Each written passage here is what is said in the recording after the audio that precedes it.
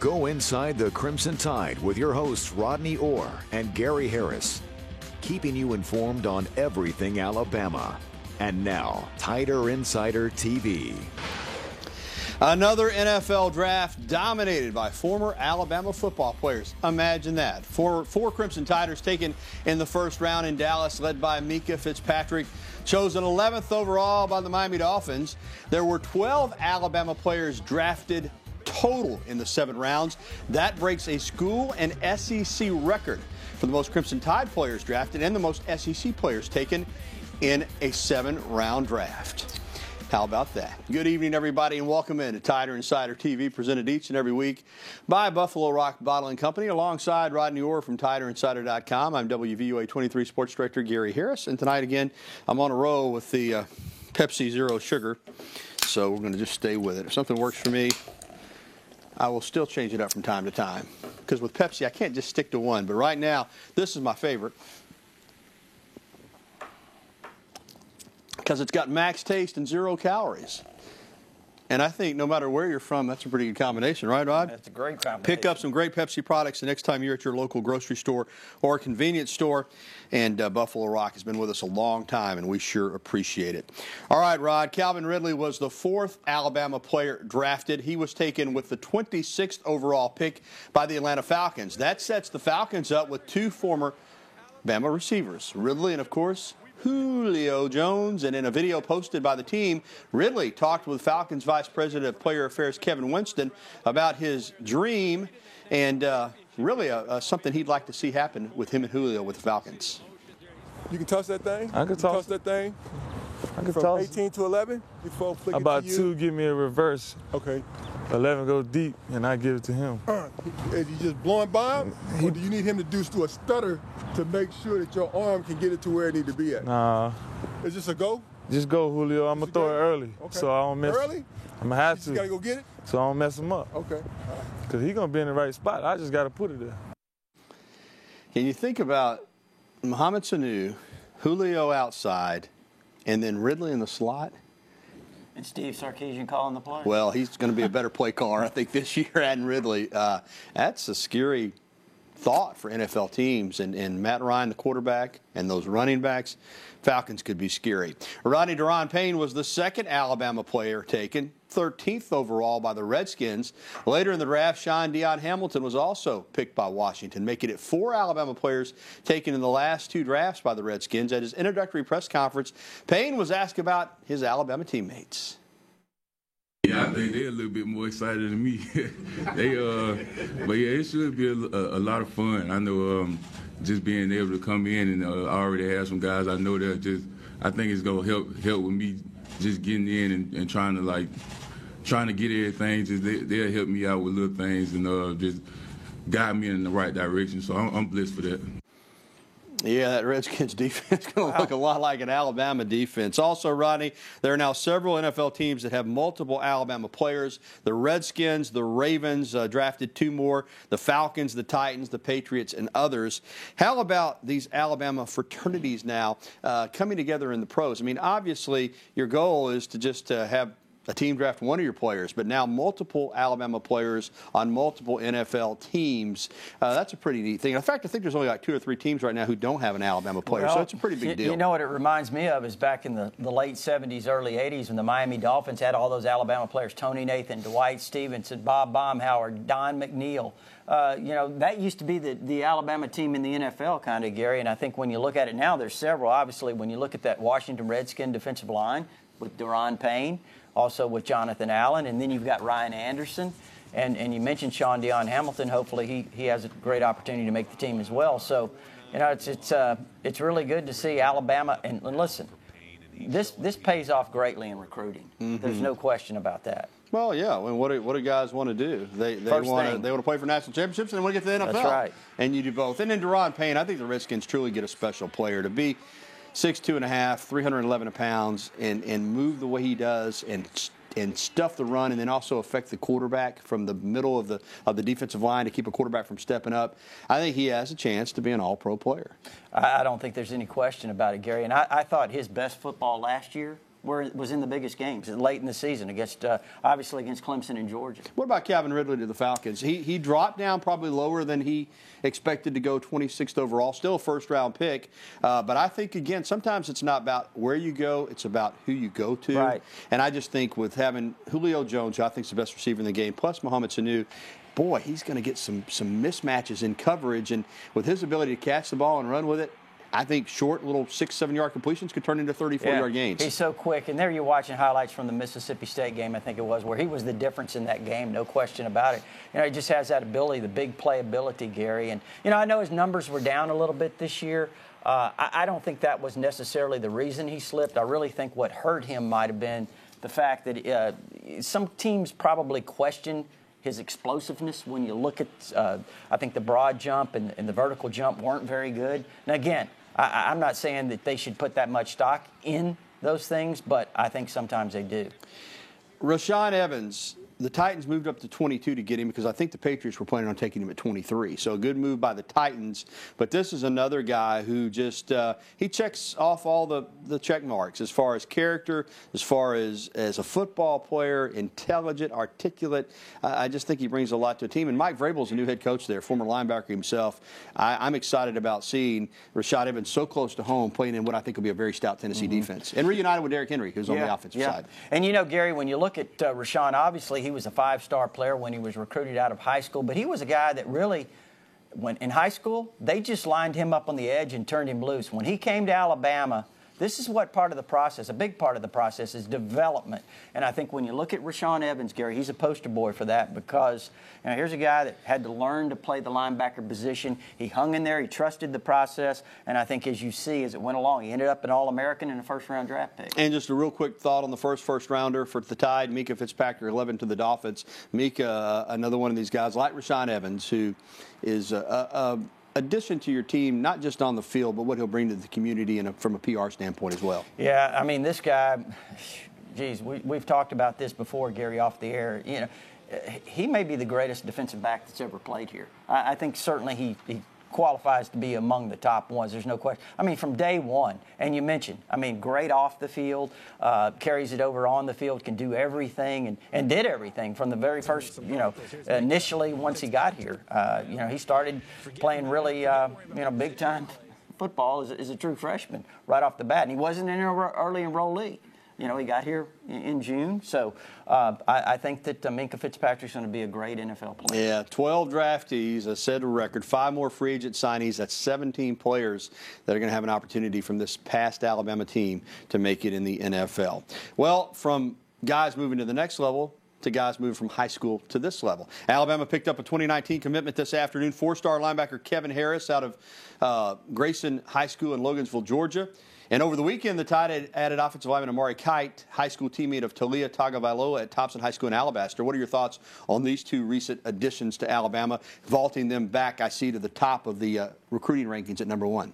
Yeah, I really like, first of all, Amari Kite out of Thompson, Gary. I think he's, even at a 4-star, a lot of people think he's probably underrated when you look at all the tools that he has, 6'6", 290. He may move up. Listen, it would not surprise me if Alabama got 3 or 4 5-star offensive linemen in this class. Is that not phenomenal? And again, that doesn't necessarily predict that it's, those guys will pan out, but it's certainly a good indication that the talent that Alabama bring in on the offensive line. I think Kevin Harris, a great pass rusher out of Loganville, Grayson High School. A lot of tremendous players have come out of that program. Very athletic player, 6'4", maybe, close to it, 220 pounds. I think when you look at him, he's that long, lean, athletic type pass rusher that you've seen Alabama bring in the past. Yeah, if we could get to a little video of Harris. The thing about him was it looked like LSU, then it looked like Miami, and then ultimately it was Alabama. There's Harris in the black jersey there. And I think he was a guy that was affected by watching all those guys get drafted over the weekend. Yeah, I really do. Yeah. There's no question about that, Gary. I think last week he was kind of going back and forth between Miami and Alabama a little bit, and I think once he watched that draft that it became clear-cut that he wanted to be a part of it. All right, NFL players from Alabama, players from the high schools coming to Alabama trying to get to the NFL. It just continues. All right, later on we'll be getting to your phone calls. There's the phone number on the screen as always, 205-348-WVUA. That's 348-9882. You can email us at that address or tweet at us using the hashtag TITV. We'll be back with more right after this timeout.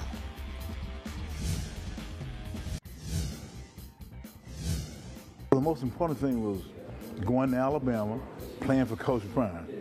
I think because he changed my life, because he always talked about a gut check, giving it your all and never quitting. And that's what I learned from Coach Prime. Big Johnny Davis, the gentle giant, number 38, played for those great wishbone teams in the mid-'70s, went on to have a nice NFL career, second-round pick in the '78 draft by the Tampa Bay Bucks. Real quick thought on him, Rodney, was that great piano player, really, like I said, just a gentleman off the field, but he never lost a yard. Yeah. And when he got the football, he was running over somebody. 3 years as a starter, and you mentioned it, Gary. I mean, again, he was a fullback in the wishbone, so it was mostly straight-ahead running, but he was a powerful runner. Well, Davis was one of 11 inductees. Another was former Alabama walk-on wide receiver and current Clemson head coach Dabo Swinney. Swinney's head coach with the Crimson Tide, Gene Stallings, discussed the former walk-on's remarkable career as a football coach. Here's a guy that's a walk-on, doesn't even have a scholarship. And he was a graduate assistant when he finished his playing days, and then I hired him full-time. I think he worked for me 5 or 6 years, and now he's a head coach at Clemson. And incidentally, I've got a grandson that's playing at Clemson for Dabo. And to see him go into the Hall of Fame is just a real joy for me. I know where I came from, and I know how I got here, and I know, again, that I'm a reflection of all the people who helped shape me and, you know, or discipline me or teach me or encourage me or whatever, love me, whatever it was, to help me stay on a path. It's a great story. We don't have a lot of time to talk about it, from walk-on to assistant coach to out of football. Gets a shot with Tommy Bowden in Clemson, and by gosh, he made the most of it. He really did. You know, he came up the hard way, Gary. Yeah. You know, he didn't have any extra benefits, and, you know, certainly he's done, obviously, a great job. All right. Congratulations to those and all those that were inducted on Saturday night in Birmingham into the Alabama Sports Hall of Fame. Well, last night was the Alabama men's basketball banquet at the Bryant Conference Center. The Crimson Tide had a lot to celebrate, including the first NCAA tournament appearance of the Avery Johnson era and the first tournament win in more than a decade. But as is the case, Johnson was already thinking about what's in store for next year's team. We just think they're going to get better, and we think not being the 4th youngest team in the country next year, that's going to be helpful for us. And with a lot of these guys that have made it to the NCAA tournament, I know they're hungry because they like the feeling of that, the excitement that surrounded that opportunity. Well, coming up, the men's tennis team is tournament bound. Find out where the Tide is headed. And next, we'll be welcoming your phone calls, emails, and tweets. Again, the information right there on your screen. Go ahead and give us a call right now so you can interact with Tider Insider TV. We'll be waiting on you, and we'll hear from you next here on Tider Insider Television.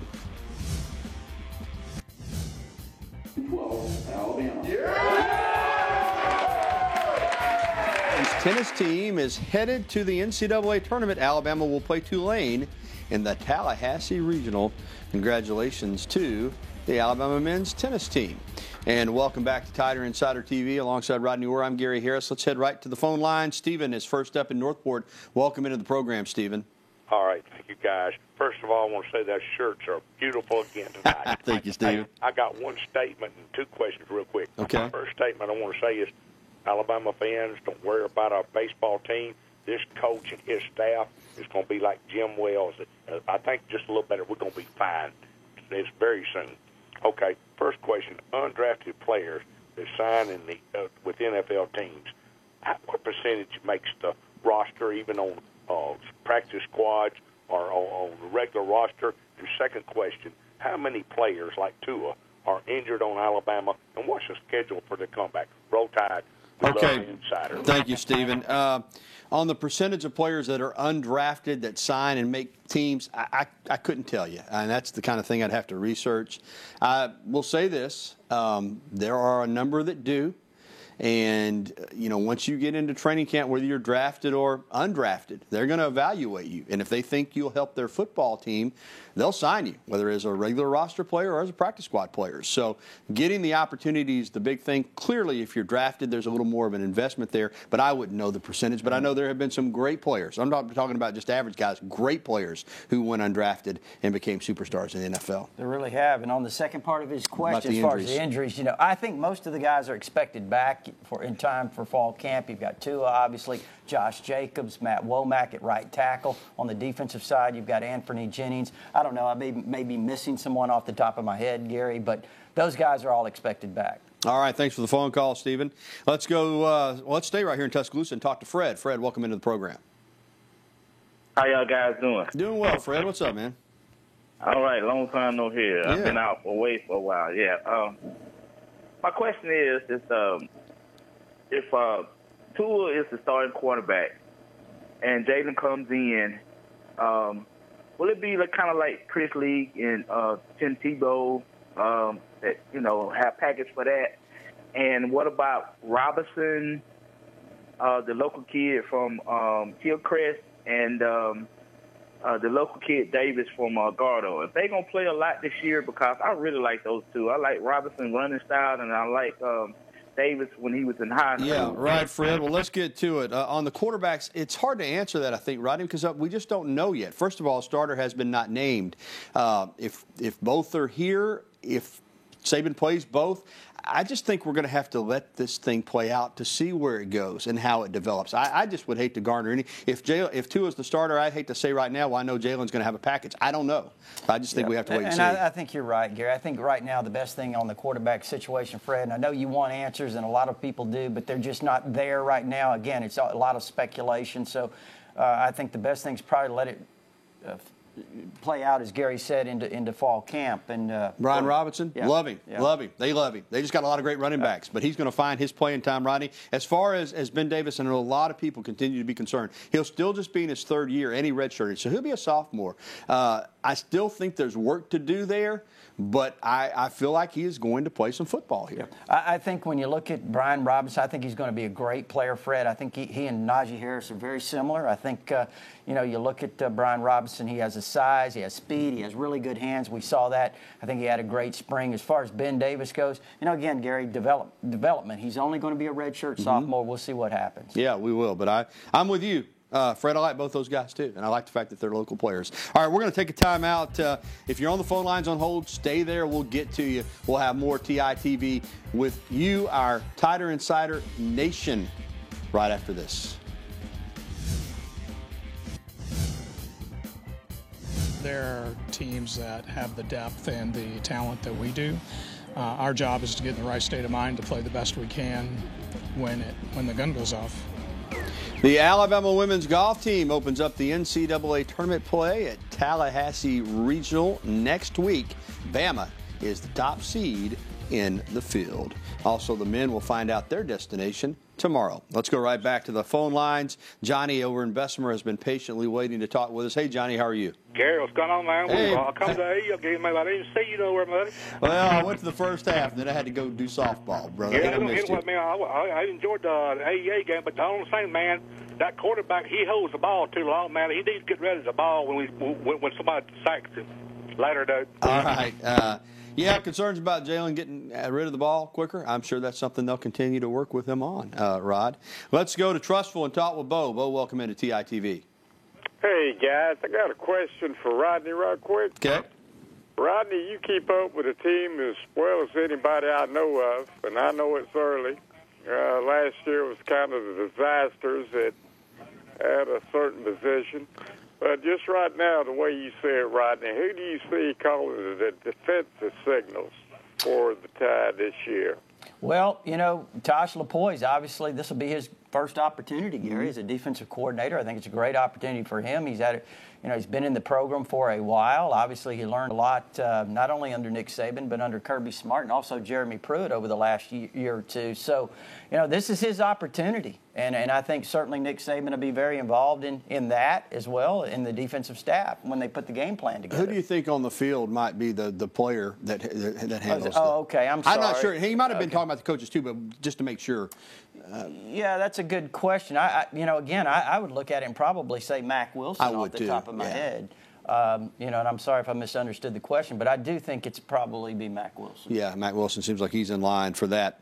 All right, let's take an email from Dennis who wants to know about, do you think the odds are that Saban will have both quarterbacks on the field at the same time? Yeah, we're just getting that one a lot. there might be a situation, who knows, maybe on the goal line or where he might have them both in. You know, maybe a trick play or two. I can't imagine, Ronnie, that would be something you would see on a regular basis. Yeah, again, they've talked about that. I'm talking about the speculation has been out there that maybe there could be something along those lines. But again, you know, really, who knows? All right, thanks for the email. Now we got a tweet coming our way from Goal Line Stan. It's a pretty big term in Alabama football history. Do you think Jalen Hurts will transfer this summer or will be on the Alabama football roster in the fall? Boy, I tell you, the quarterbacks, they just keep coming at us. You know, I don't know. I know that the comments by Coach Hurts' dad have led to a lot of speculation. If he's not the starter, will he look to leave? Possibly. Right now, as I sit here today, this is just my opinion. I don't speak for Rodney. I don't speak for anybody else. My feeling is Jalen Hurts will be a part of this team in 2018. That's just my opinion. Yeah. Well, I would say this. I think certainly there's been a lot of speculation that he may leave soon. But, you know, I really think that you'll see Jalen Hurts here for fall camp and, you know, maybe see how things play out and how things stack up as they start to head into the season. And, you know, there's an opportunity there that he may win the job. And if he doesn't, Gary, then, you know, there's always a chance that a guy could leave before the season started. We saw Blake Barnett actually leave, 4 games into the season a few years ago. So, again, this is all speculation. We're going to have to wait and see how everything plays out. All right. We'll be back with more of the show that takes you inside the Crimson Tide, Tider Insider TV. Thanks for those phone calls, emails, and tweets. We're back after this. Nick Saban and Mark Ingram hooking up again at the Chick-fil-A Peach Bowl Challenge golf tournament this morning over in beautiful North Georgia. They raised $70,000 for charity, finishing third. I knew Hugh Freeze was a good golfer. I guess Matt Luke is as well. Ole Miss won the event for the 3rd straight year. Well, our beautiful shirts are provided by the Locker Room in downtown Tuscaloosa, home of the original Elephant Wear. Go by and see them in person or shop online for Elephant Wear and more. I guarantee you they'll have you looking like $1 million. That's going to do it for the program. For Rodney Orr, I'm Gary Harris. Catch a replay tonight at 10:30. Good night.